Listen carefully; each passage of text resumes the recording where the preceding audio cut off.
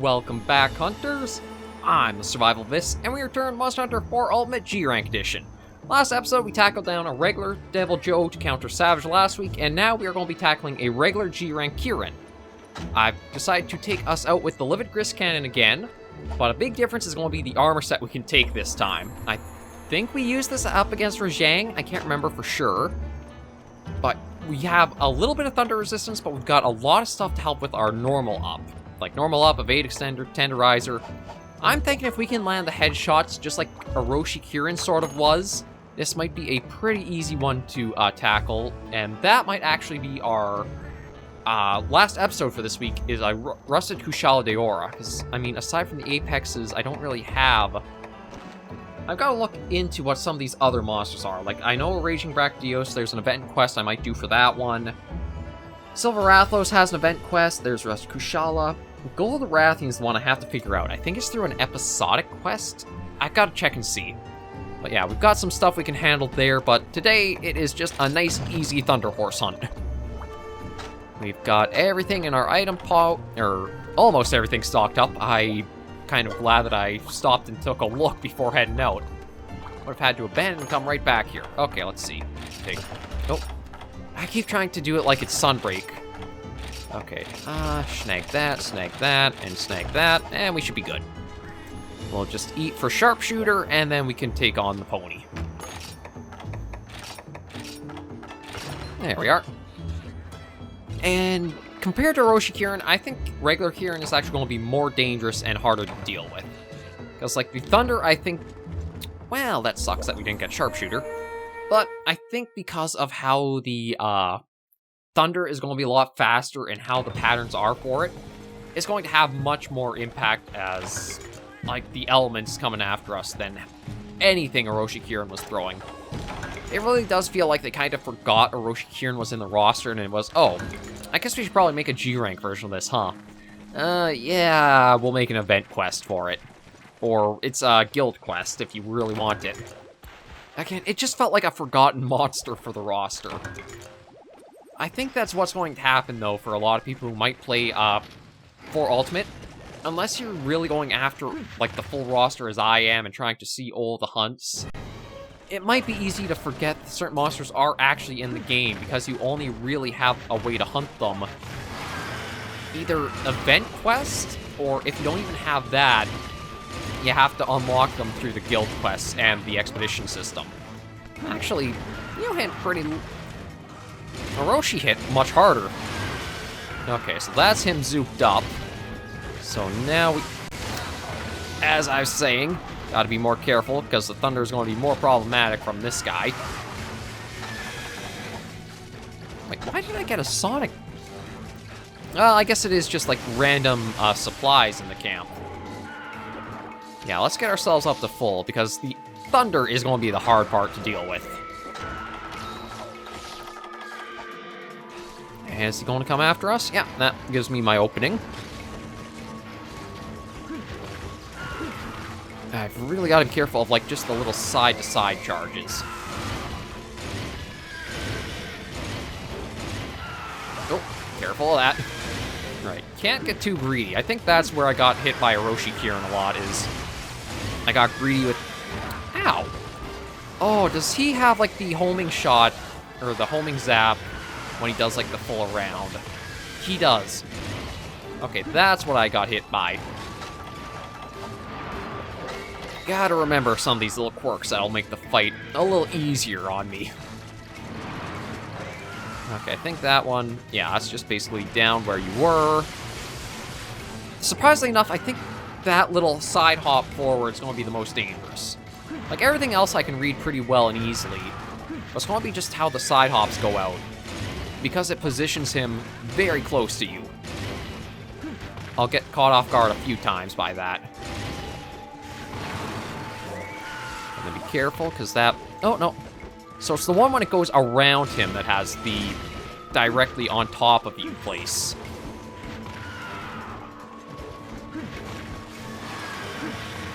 Yeah, so there's that, and then dodge. There it was.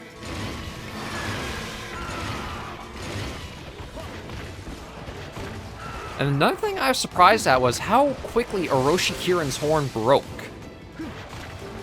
Because I really swore Oroshi Kirin would have followed the same logic as regular, where its horn would only break after it was down to like less than 35% health or something. All of the Elder Dragons that are kind of like the grouping from the OG first 2 generations all have that quirk to them, where the head part will only break once so much damage has been inflicted. Actually, I can't remember if Chameleos follows that logic as well. Again, it's just that little one keeps nicking me.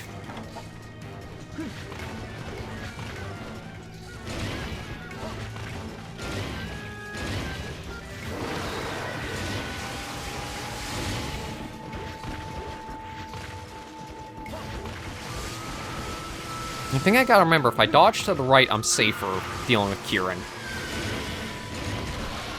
Oh, okay, so never mind. You can probably break his horn before he's down below the threshold. Ooh. Actually, I think when it came to Freedom Unite, I can't remember if Kirin was the first Elder Dragon you encountered, or that was Kushala.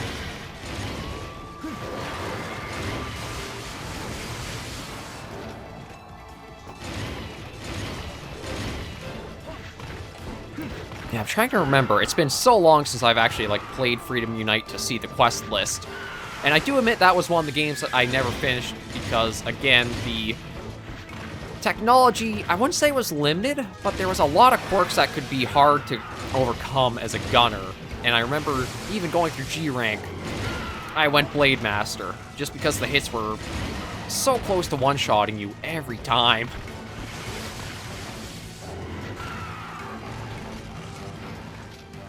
But as for, like, after Sunbreak, what my next Monster Hunter series would be, because I do want to do one, I'm tossing a few options around in the air. I don't know if I go back any earlier than 3 Ultimate, just because I feel like Monster Hunter...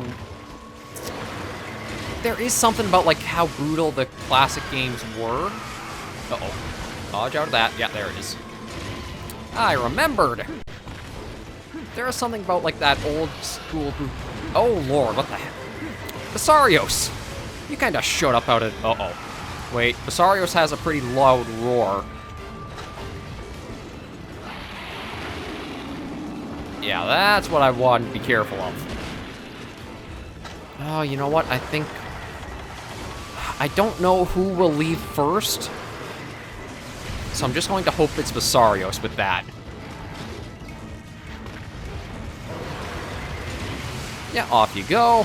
Let us focus on the bigger challenge.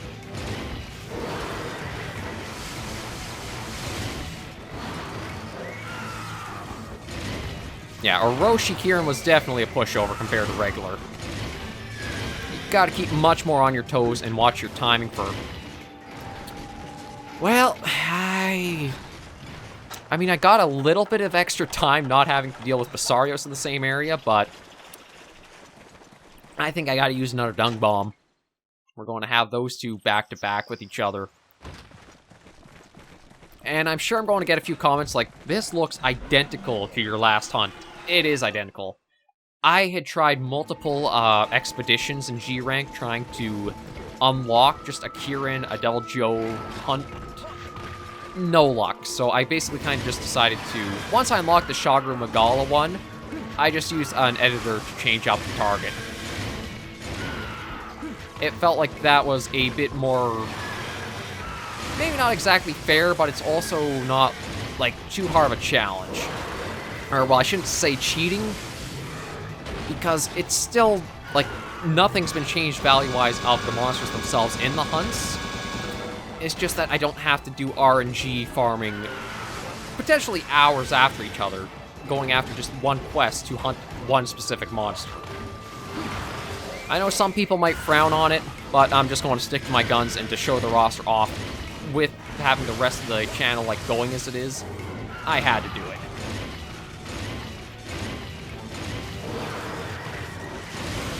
Ooh, actually stopped him mid... Uh-oh. And dodge out there. There it is. And it's going to happen again. There it was.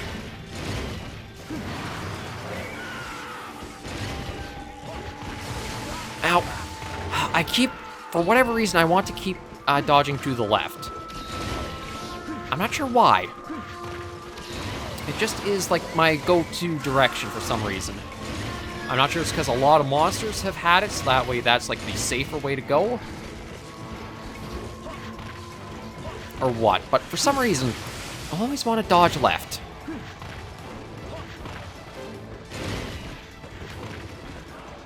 I'll try to break that habit now that I know about it.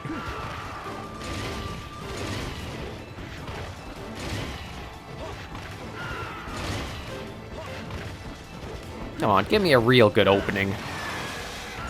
That'll do. Oh, another good flinch on it. Oh, another good flinch.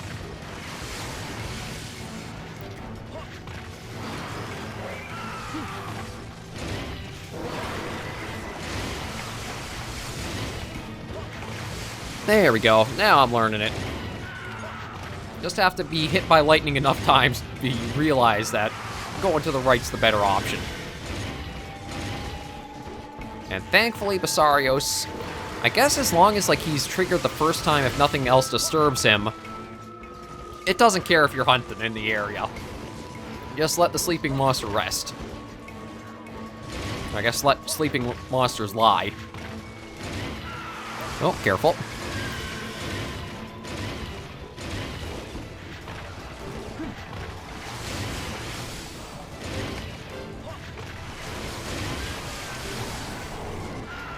Yeah, I'm getting a little dizzy, and I apologize for how, like, it just keeps orbiting like this. But, I mean, it's just the safest way to handle this hunt. Dodging to the left, as we've shown, usually has me getting zapped by lightning. Although I do have to do it there.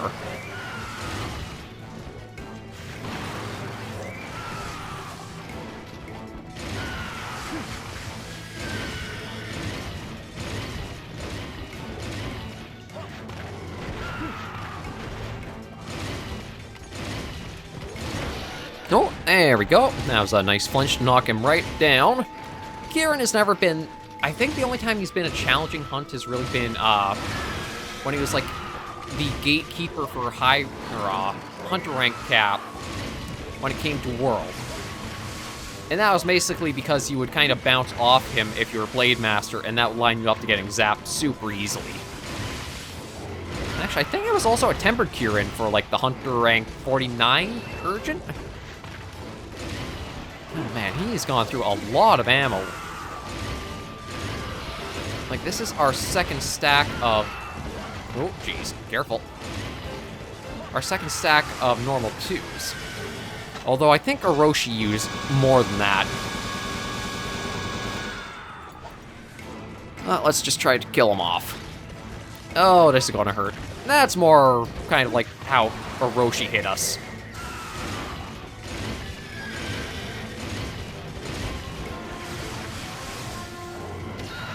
Ah, thank you, Runa.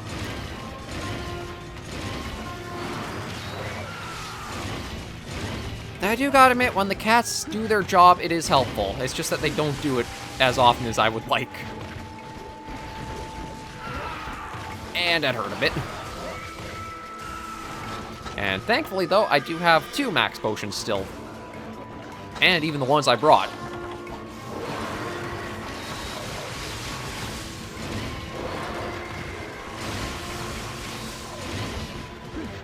Okay, where are you?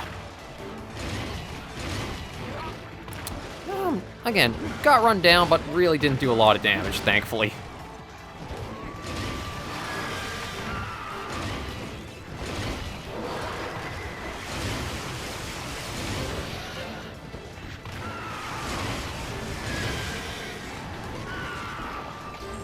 And... oh, out of that. There we go.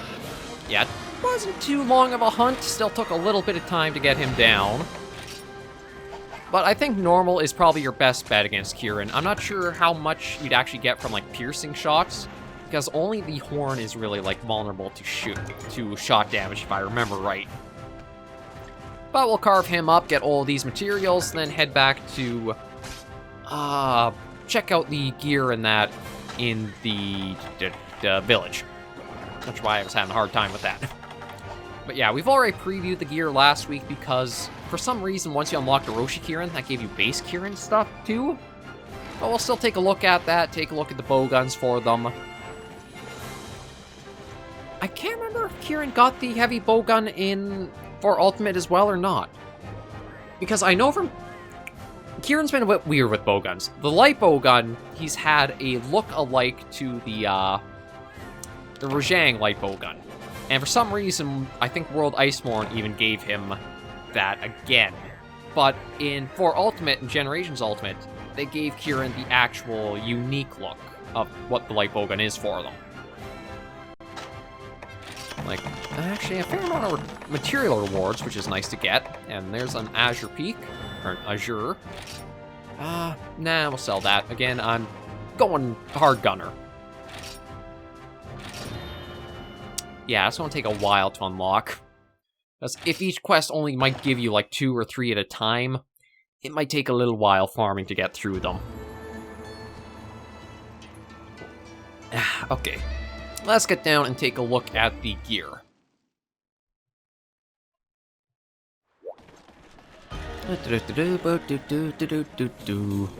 Hey there, man. Or maybe Kirin didn't get its light bow gun in World. I can't remember. Okay, we'll start looking for the light bow gun. Because it should be... that is... Okay, that's Rojang's. There it is. Yeah, see, this is the more unique look for it. I can't remember if this was designed for Kirin or this was, like, pulled off another monster, though, truthfully, I feel like it has to be designed for, Kirin, just because it does look like a horn, the white tufts of, like, its mane and that. Though it does feel a little weird it got the zebra striping instead of the, kind of... Is Kirin, like, black striping, or is that, teal striping? Now I need to check the monster list and see. Yeah, see, I thought it was blue stripes. I didn't think it was black. But I guess just for better contrast, that's why they chose that color there. Yeah, that's the Kirin light bow gun. There is the Oroshi Kirin's. It's just a color swap, that's all. And let me see about the heavy bow gun. Because I don't actually think Kirin's heavy bow gun made it into 4 Ultimate. Yeah, no, it doesn't seem to be in here. Which is a bit bizarre, because it existed in Freedom Unite. And they didn't carry it forward. It's strange. Usually when a monster does get carried forward in the series of games, it gets what it previously had, and then sometimes new additions in other weapons. However, 4 Ultimate was another one that kind of broke that mold a bit and didn't give the return to a few monsters for what they had equipment-wise. No, I could make the Thorn Dystopia. Although, do I want to try for that or the Trembling Lordship? I might still keep farming a few more Gogmazio stuff. The armor, looking it up, it's kind of a weird one to work with. Like, it seems to give... Not really for a specific focus build. Like, Arcana, I think, is more meant for elemental rapid fire. It's a rapid fire set for sure. I just don't know exactly how to operate it because, again, I gotta look at either the Kiriniku or Kiriniko. I can't remember how it's pronounced, or the 4 Ultimate decks just to get the info on what that actually entails for itself. And it's one thing where Monster Hunter has improved a lot over time, where if you do have these specific set-tied things, you got a full explanation of what they actually do. Whereas these days, good luck. Because if I do go down to Avarice here... Oh, okay. Increase quest rewards, reward items, Arcana, unlock latent weapon elements, power up elemental. Yeah. Okay, so actually it does kind of help you. Not as informative as it could be, because that is also like if I look at my own armor. I'm trying to remember, how did I... Okay, I guess I have to look it up in here, but if I look at like what the weakness exploit does...